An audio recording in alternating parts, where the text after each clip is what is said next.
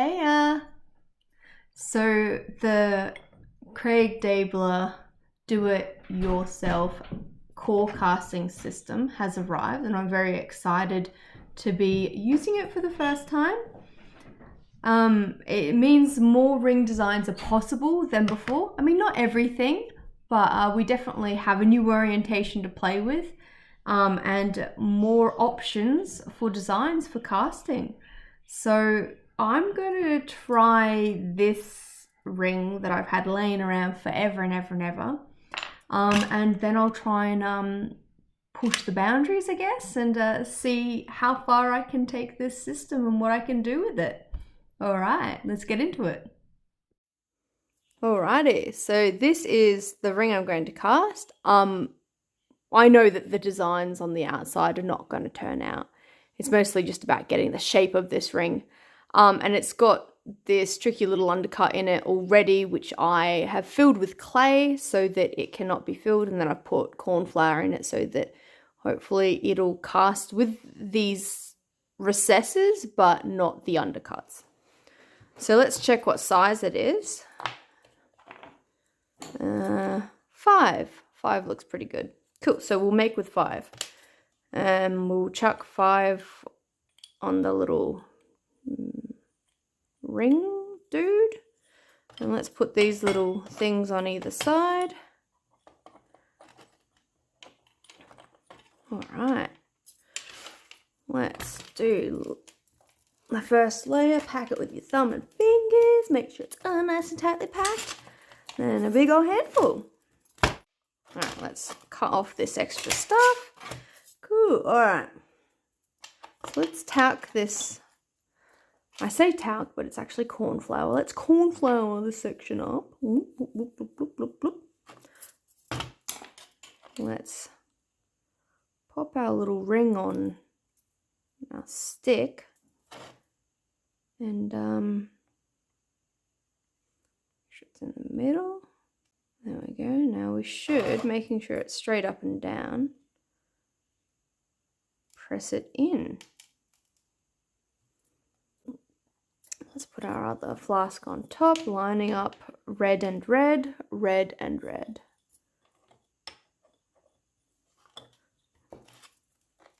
Alright, let's put in some loose crumbly bits of clay. A big old handful. Let's compress it.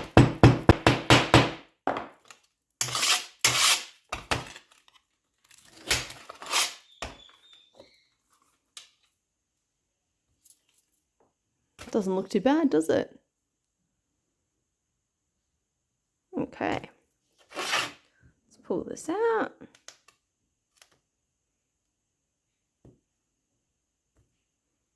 Cool, cool, cool. Let's do our sprue and funnel.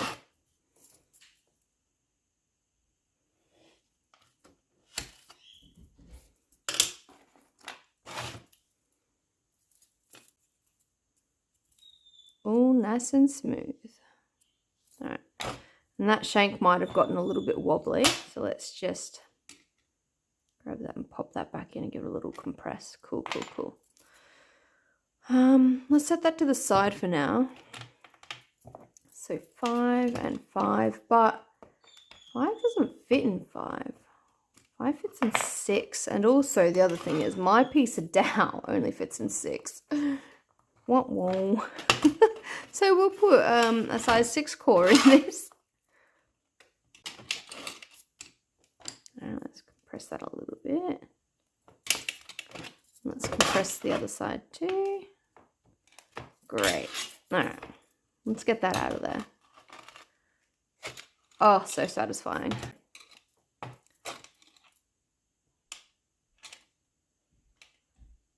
Cool. And red and red. Let's line reds up. Now, I don't need to do air vents because I'm going to be using the vacuum table to help cast this one, which is just set up with my vacuum cleaner. So let's go cast. I'm going to melt this metal and I'm going to pour it down here. So this is the vacuum table. It's got this little section here that sucks. And this is the little table thingy. And this is my vacuum cleaner right here, like my household vacuum cleaner that I clean my house with. It didn't quite fit, so I just like whacked a bunch of sticky tape on there so that it fits in nice and tight, creates a seal. All right, let's do this.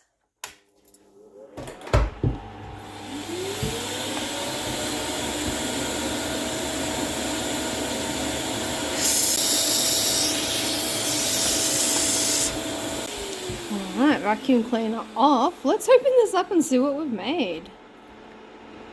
Alright, not really seeing much at the moment, but let's break some of this clay off.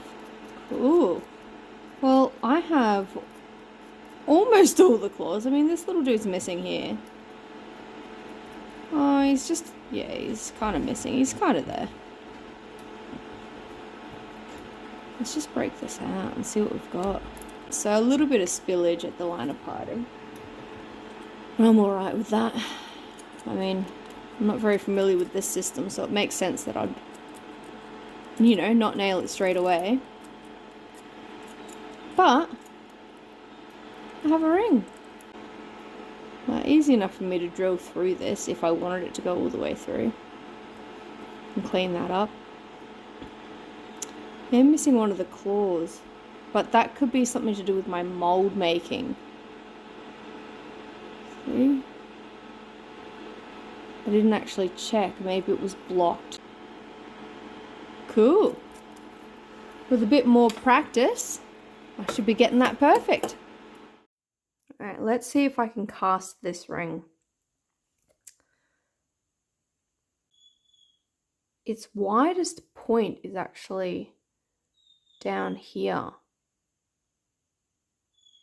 where this will want us to make it here. So I can't use these because I actually want this ring to go down deeper into the flask than these will allow. I mean, that piece of dowel doesn't fit super great, but maybe we can use it. I reckon we'll do it on this side. Let's pack this side.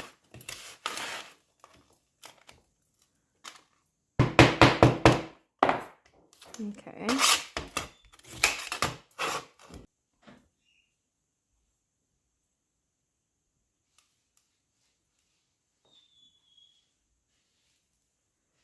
Yeah, okay. Let's go deep on this side.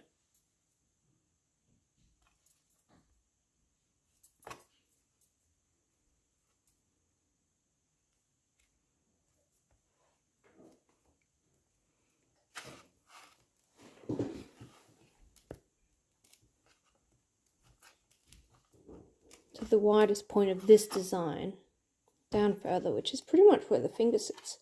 So this piece of dowel is actually gonna, it's going past more than its halfway point. Is that gonna cause problems? Sort of carve it out so it can come out.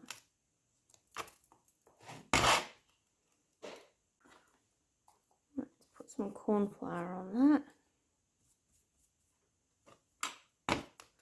Make sure it's straight up and down. Put this one on top and let's pack it.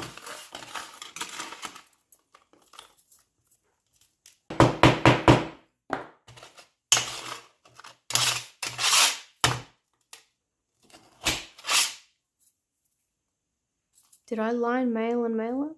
Yeah, okay, I lined red and red up. Good, good, good. What I mean, I lined these two sections up. That's what I forgot for a moment. Okay.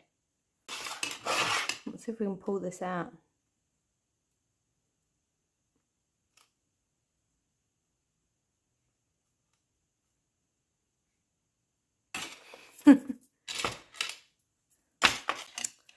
What's that? 7? No, maybe 7. Oh no, 6. 6 is what I used. 6.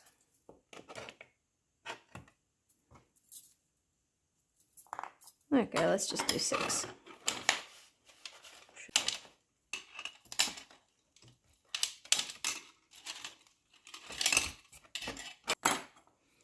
Let's do our sprue hole and funnel, hey, while we're at it.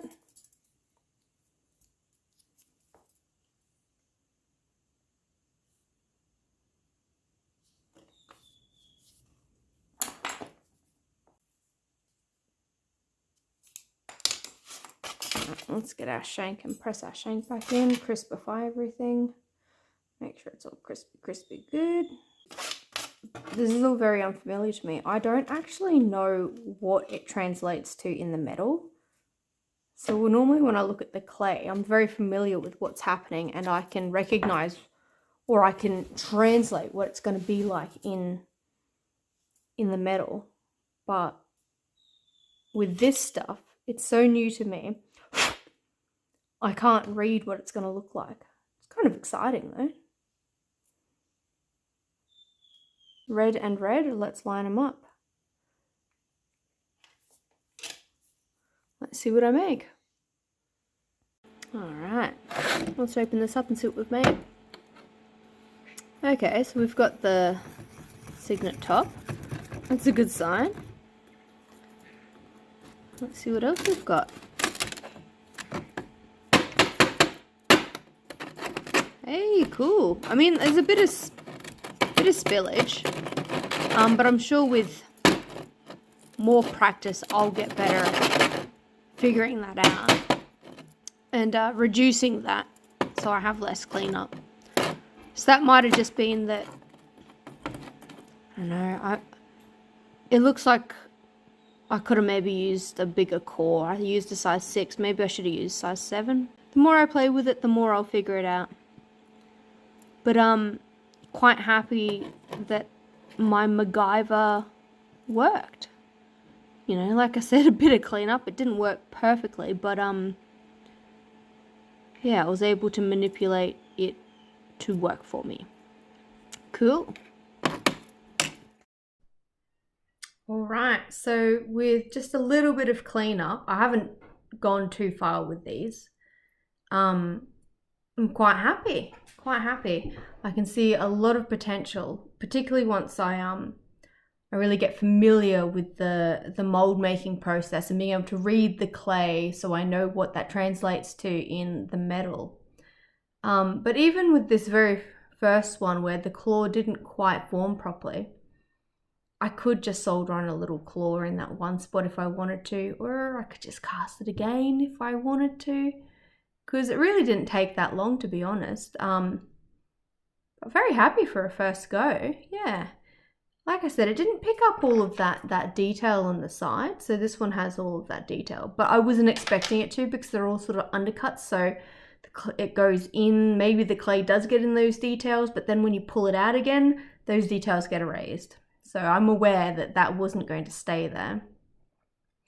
But being able to cast my wax is very handy, and knowing that I can, with maybe various size pieces of dowel that I can buy myself, I can sort of change that halfway point, and I can cast other objects that might not be able to work with the with these core sets because they are stuck in a position.